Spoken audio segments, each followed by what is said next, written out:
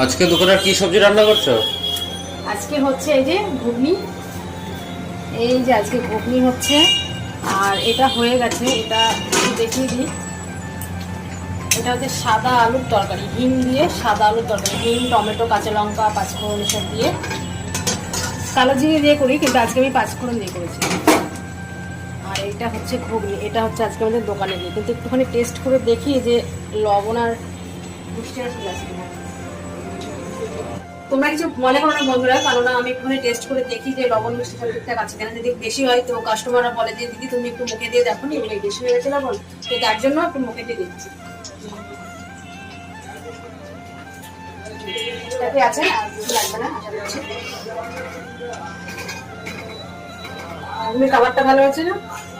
হ্যাঁ।